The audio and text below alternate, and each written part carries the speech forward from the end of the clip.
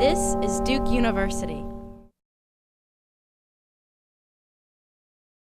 I'm Ed Balleisen, Associate Professor of History and Public Policy at Duke University. A lot of things go into effective mentorship. An obvious one is really caring about the welfare of your students or junior faculty members or whomever else you might be mentoring. You have to be interested in their path. You have to actually try and figure out what they're passionate about, the sorts of goals that they have.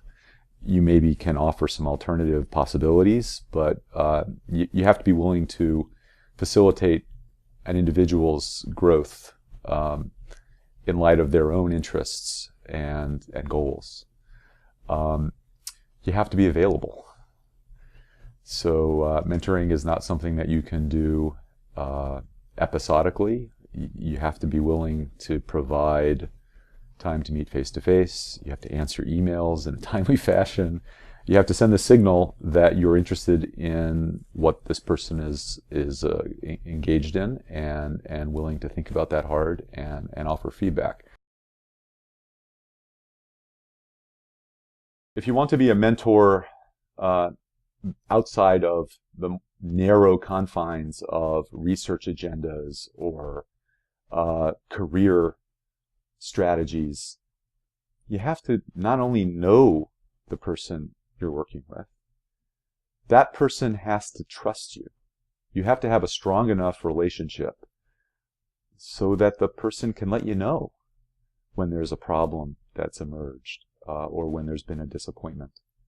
And that doesn't mean that you have obligations as a therapist, because I'm not a therapist, but it does mean that you have to listen to everything that's relevant to the student's ambitions and frustrations and challenges as a graduate student. I stress the centrality of building networks. That's important within academia, but it's even more important outside of it.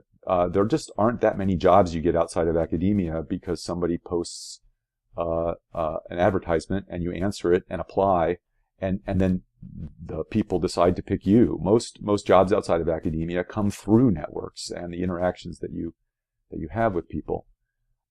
So part of mentoring, effective mentoring, is giving graduate students access to networks. And that means many things. It means letting them know about opportunities for conferences or fellowships.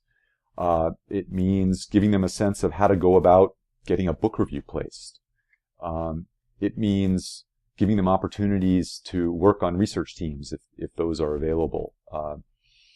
I increasingly think about this aspect of mentoring as just as one piece of a larger endeavor to connect up anyone who I know in my network with anybody else in the network where there's an opportunity that seems like it might be realizable if the connection happens.